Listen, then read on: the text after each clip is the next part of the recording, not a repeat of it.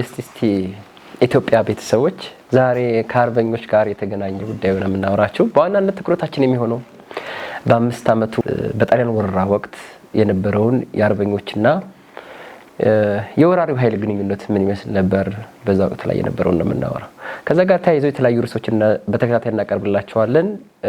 አሁን የምጀምረው እንደው ጥቅል መግቢያ እንዲሆነን ከአድዋ ድል በኋላ የኢትዮጵያ ወሰን በአስገራሚ ሁኔታ ኢትዮጵያ አፍሪካ ውስጥ የምትገኝ ሀገር ሳትሆን አውሮፓ ውስጥ የምትገኝ ሀገር መስላ ነበር። ለምሳሌ የኢትዮጵያን ወሰን ብናይ በሰሜን የነበራት ወሰን እንዳሁኑ ኤርትራ አልነበር። በደቡብ የነበራት ወሰንም እንዳሁኑ ከኬንያ ጋር ነበር። በደቡብ ምስራቅም የነበራት ወሰን ከሶማሊያ ጋር አልነበር። በምስራቅ በኩልም የነበራት ወሰን እንዲሁ ከጅቡቲ ጋር አልነበር። በምዕራብ በኩልም ቢሆን የኢትዮጵያ ወሰን በወቅቱ ከሱዳን ጋር አልነበር። ይልቅስ ኢትዮጵያ አውሮፓ ውስጥ የምትኖር አንዲት አውሮፓዊት ሀገር 3 ሀያላን የዘመኑ ቀኝ ገዢዎች የሚያዋስኗት መስላ ነበር። ለምሳሌ በሰሜን ኤርትራን ጨምሮ ጣሊያን ይዛ ስለነበር በሰሜን የነበረው የኢትዮጵያ አዋሳኝ ኢታሊ ወይም ጣሊያን ነው የነበረችው። በምዕራብ በኩል ደግሞ ዛሬ ሱዳን በምንለው የብሪቲሽ ነበረች አዋሳኝ የነበረችው። በደቡብ በኩል ደግሞ ብሪቲሽ ኢስት አፍሪካ ተብሎ ይጠራ የነበረው ደግሞ ኬንያን እንግሊዝ ይዛው ስለነበረ አዋሳኛው የነበረችው አሁንም እንግሊዝ ናት። በደቡብ ምስራቅ በኩል ኢታሊስ በዛን ወቅት ኢታሊ ሶማሊላንድ ወይም ጣሊያን ሶማሊላንድ ተብሎ ይጠራ የነበረው አሁን ሶማሊያ መቃዲሾን ጨምሮ ያለበት አዋሳኛችን የነበረችው መልሳ ኢታሊ ናት። እንዲሁም በምስራቅ በኩል ፈረንሳይ ሳትሆን የኢትዮጵያ አዋሳኝ የነበረችው ፍሬንች ሶማሊላንድ ይባል የነበረው ፈረንሳይ ናት። ይህን ላነሳላችሁ የፈለኩት ምን መሰላችሁ? በሰሜን በደቡብ በምስራቅ በምዕራብ አዋሳኞቿ አውሮፓውያን የሆኑበት በዛ መካከል በሳጥ ውስጥ ተከባ ያለች ሀገር የሆነችው በነፃ አልነበረም። እንዲሁ አንዲት በአፍሪካ ምድር ውስጥ አንዲት ሀገር ነፃ ሀገር እስኪ ትትረፍ ብለው ትተውን አልነበረም። ጀግኖች አባት እናቶቻችን ሁሉም የማህበረሰብ የጎሳ ልዩነት ሳይኖረው አንድ ሆኖ ተባብሮ ሀገሩን ዳር ድንበሩን በማስከበሩ ነው። ያለ ሀገር ሁሉም ነገር የለም። በሰላም ወጥቶ መግባት የለም። ነፃነት የሚባል ምን ያክል ዋጋ ተከፍሎ ነፃ የሆነች ሀገር እንዳስረከቡንም እንድንረዳ ነው። በአፍሪካ ውስጥ አንዲት ነፃ ሀገር ትኑር እሷም ኢትዮጵያ ብለው አይደለም። በእርግጥ እንደ ታሪክ ሲነገር አፍሪካ ውስጥ በቅኝ ግዛት ያልተያዙ 2 ሀገሮች ናቸው ተብሎ ይነገራል። አንዷ ላይቤሪያ ናት፣ አንዷ ኢትዮጵያ ናት። ላይቤሪያ በዋናነት የአሜሪካ ስለነበረች ነው እንጂ እንደ ኢትዮጵያ ጀግኖች እናት አባቶቻችን ተባብረው ድል አድርገው አልነበረም። ስለዚህ ውድ ኢትዮጵያውያን ስለ ኢትዮጵያ ስናወራ ታሪክ 3 ጊዜያትን ያገናኛል። ትናንትናን፣ ዛሬን፣ ነገን። ብሪጅ ነው፣ ድልድይ ሆኖ የሚያገለግለን። ዛሬ ያለ ትናንት፣ ነገ ያለ ዛሬ ትናንትናን ማወቅ አለብን። ከትናንት የነበሩ ጠንካራ ጉዳዮቻችን እናስቀጥላለን።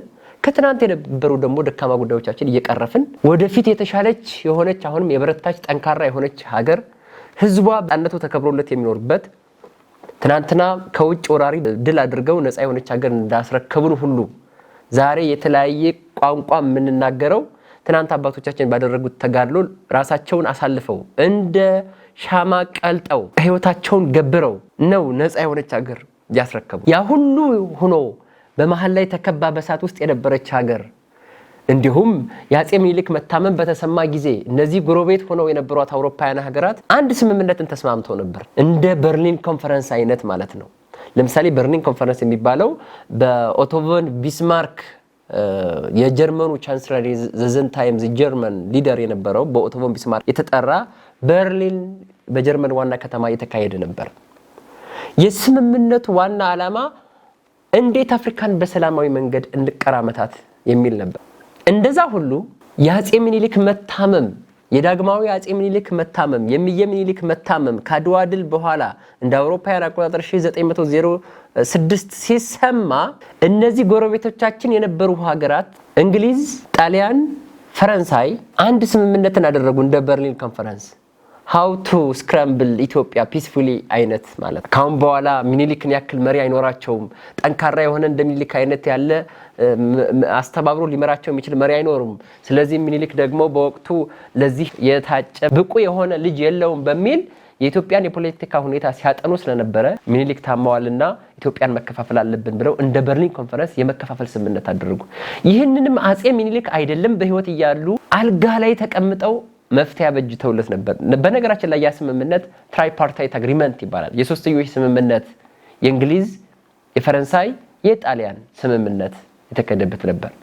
አጼ ሚኒሊክ ይህንን የቀለበሱት ይሄ በአውሮፓውያን ስታይል የአስተዳደር ስርዓት የሚባል አሁን የፓርላመንት እንደ ፓርላመንት አይነት አወቃቀር ሚኒስትሮችን በመሾም ሁለተኛ ደግሞ ከሳቸው ቀጥሎ ህይወታቸው ቢያልፍ እንኳን የሚነግሰው ንግስ የስልጣን ሽኩቻ እንዳይኖርና ኢትዮጵያ ወደ መበታተን እንዳትሄድ ወይም ወደ እርስ በርስ ጦርነት እንዳትሄድ ታመው አልጋ ላይ ሆነው እንኳን መፍትሄ ከመፈለግ ድል ከማድረግ ወደ ኋላ አላሉ። ምን አደረጉ? ከዚህ በኋላ የስልጣን ወራሽ የሚሆነው ልጅ ኢያሱ መሆኑን አወጁ። ራስ ተሰማ ናደውም እንደራስ እንደሆኑ አወጁ። ይህን መፍትሄ በማድረግ ነው ለምሳሌ አሁን ኢትዮጵያ ውስጥ አንድ መሪ ስልጣን ላይ ያለ ህይወቱ ቢያልፍ ምንድነው የሚደረገው? ፓርላማው ሰብሰብ ብሎ ወይ ምክትሉን ወይ ሌላም ይመርጣል። እንደዛ አይነት ስርዓት በወቅቱ ስላልነበረ ወይም ደግሞ በፊት ደግሞ በነበረው በመካከለኛው የኢትዮጵያ ዘመን ታሪክ ጊዜ የነገስታት ልጆች የእርስ በርስ ጦርነት ወይ የስልጣን ሽኩቻ እንዳያደርጉ በሚል የነገስታቱ ቤተሰቦች አንድ ቦታ ላይ እንዲሰበሰቡ ይደረግ ስለነበረ ከዛ ወጥተው የተሻለውን ይሾሙ ነበር። ነገር ግን በዛ ወቅት እንደዛ አይነት ስርዓት ስላልነበረ አጼ ሚኒሊክ ይሄን አይነት መፍትሄ ወስደዋል። ታመው እንኳን ከመስራት ወደ ኋላ አላሉም ነበር። የመፍትሄ አካል አይደለም በህይወት በነበሩበት ጊዜ ጥበበኛው ሚኒሊክ ማለት ነው። ከእምዬ ሚኒሊክ እንዲህ አይነት ጥበቦችን መውሰድ መቻል አለብን። እንግሊዝ፣ ፈረንሳይና ጣሊያን የራሳቸው ፍላጎት ነበራቸው በወቅቱ። በተለይ እንግሊዝ ፍላጎቷ ሱዳንም ላይ ግብጽም ላይ ለነበራት የጥጥ ፋብሪካ ትልቁ ግብዓት የሚሆናት ውሃ የሚገኘው ከኢትዮጵያ ስለነበር የአባይን ወንዝ ተከትሎ ወይም እነሱ ብሉ ናይል ብለው ይጠሩት የነበረ የዛንን አካባቢ ነበር እነሱ መያዝና መቆጣጠር የሚፈልጉት።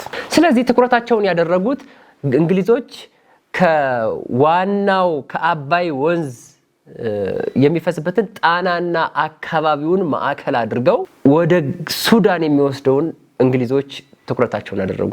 ጣሊያን ደግሞ ትኩረቷን ያደረገችው ከኤርትራ አንስቶ ኤርትራን ጣሊያን ይዛው ስለነበረ ከዛ እስከ ሶማሊያ ኢታሊ ሶማሊላንድ ወይም የጣሊያን ሶማሌ ተብሎ ይጠራ የነበረው በቃዲሾን ሁሉ ይዛው ስለነበረ ከዚያ ጋር የሚያገናኛትን መስመር ከጣሊያን እስከ ሶማሊያ ድረስ የሚያገናኛትን ያለውን ቦታ የኢትዮጵያን ክፍል መሃል ለመሃል ቆርጣ ጣሊያን ክሌም አደረገች ወይም ይገባኛል የሚል ስምምነትን አደረጉ።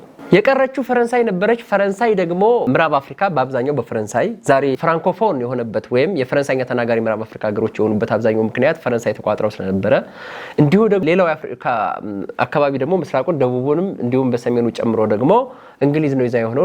በአብዛኛው አሁን የራሱን ዋና ቋንቋ የነበረው ኔቲቭ ቋንቋ ትቶ አንግሎፎን ወይም የእንግሊዘኛ ተናጋሪ የሆነበት ምክንያት ከዛ ጋር የተገናኘ ስለሆነ እነዚህ ሁለት ሀገራት ፈረንሳይ እና እንግሊዝ ሲሲ እና ዲዲ የሚባል አሰራር ሂደትን ዲቨሎፕ አድርገው ነበር።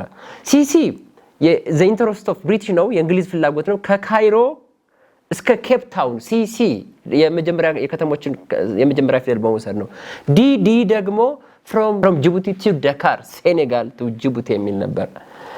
እናም ፈረንሳይ አንዱ የኢትዮጵያን የባቡር ሀዲድ ከአጼ ሚኒሊክ ጋር ካልፈርድ አማካሪያ ፈረንሳይ አማካሪያቸው ወይም መሐንዲሶች ጋር በጋራ ሆነው ሲገነቡ አንዱ ከጅቡቲ ወደ አዲስ አበባ ወደ ሱዳን የሚያልፈውን ፍላጎታቸውም ስለነበረ እግረ መንገዱን ወደዛው ያደረሰላቸውም መስሎ ኢንተረስታቸውን ለማስጠበቅ ነው ጅቡቲን ከመያዛቸው ጋር ነበረ።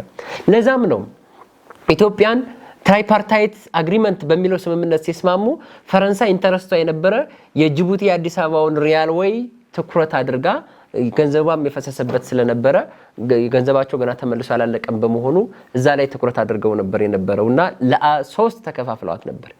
ይቺ ሀገራችን ነፃ ሆና የቀጠለችው ነፃ በሆነች ሀገር ነው የምንኖር። የድል ቀንን ያድዋ የድል ቀንን የምናከብርበት ምክንያት እናት አባቶቻችን በከፈሉት ተጋድሎ ነው። በነፃ ነፃነት የለም።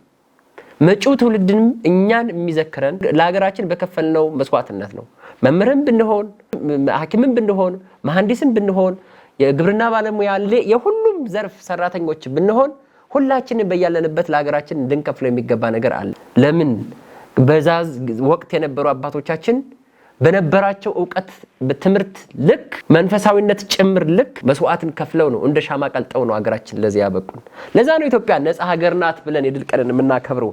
የሚገርማችሁ ነገር ወደፊት በሰፊው የምንሄድበት ቢሆንም አሁን ላነሳላቸው የሚገባ ነገር የኢትዮጵያና የአሜሪካ ዲፕሎማሲያዊ ግንኙነት ወይም ዲፕሎማቲክ ሂስትሪ ፖስት አድዋ ከአድዋ ድል በኋላ ራሳቸው አሜሪካውያን ናቸው ፈልገው ወደ ኢትዮጵያ የመጡት እንደ አውሮፓውያን አቆጣጠር 1903 ማለት ነው።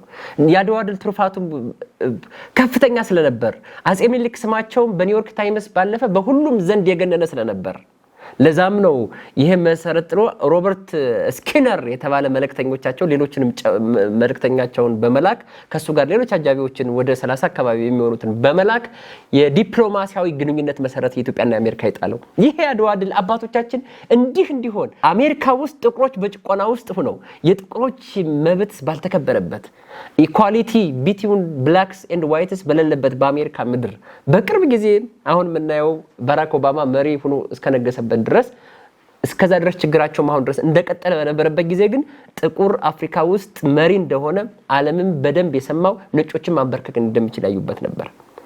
ይህ ሆኖ ነፃ የሆነች ሀገርን አባቶቻችንና እናቶቻችን ባደረጉት ተጋድሎ ካስረከቡን በኋላ ጣሊያን ለ40 ዓመት ዝግጅት ስታደርግ እኛ ደግሞ በርስ ጉዳዮቻችን ላይ ተጠምደን ነበር። በተለይ በጣሊያን ውስጥ የፋሺስት ፓርቲ በቤንቶ ሙሶሎኒ እየተመራ ስልጣን ከያዘ እንደ አውሮፓ አቆጣጠር 1922 ጀምሮ ትልቁ ትኩረቱ የነበረው አድዋ ላይ ድል ያደረገችውን ኢትዮጵያን የመበቀል ዝግጅት ነበር ሲያደርግ የነበረው። ያንን ዝግጅት የሚያደርጉበት ሰዓት እኛ ግን በርስ ጦርነት ውስጥ ነበር።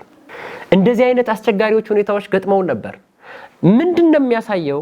ራሳችን ካልጠነከርን እኛ ብርቶች ካልሆን ከውጭ በሚመጣ ድጋፍ ብርቶች ልንሆን አንችልም።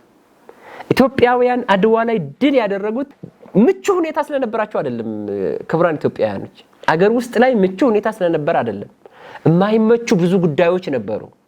ነገር ግን ያም ቢሆን የውጭ ጠላት ነው በሚል ጠሪው ደግሞ ንጉሱ እምዬ ምኒልክ ስለነበሩ እቴጌ ጣይቱ ስለነበሩ ለሀገራችንማ እንዴት ሆናለች በሚል ጀግኖች እናት አባቶችን ባስተላለፉት ጥሪ መሰረት ከፍለው ህይወታቸውን አሳልፈው ነፃ የሆነች ሀገር አስረክበውናል። ለዛም ነው ዛሬ ፈረንሳይኛ ተናጋሪ፣ ጣሊያንኛ ተናጋሪ ወይ እንግሊዘኛ ተናጋሪዎች እንሆን ነበር። ዛሬኛ የምንጣላበት ምንም እዚህ ግባ የሚባል ትርጉም የሌለው ቋንቋም ልዩነቱን እንደ ነብር ቆዳ ዥንጉርጉርነቱን ጠብቆ እዚህ የዘለቀው አባቶቻችን በከፈሉት መስዋዕትነት ነው። ክቡራን ተመልካቾቻችን እስካሁን ያቀረብኩላችሁ ቀጣይ ለምናወራው ክፍል መነሻ የሆነን ዘንድ ነው። ቀጣዩ ክፍል ደግሞ ከዚህ ቀጥሎ ይቀጥላል። እስከዛው ሰላም ሁኑ።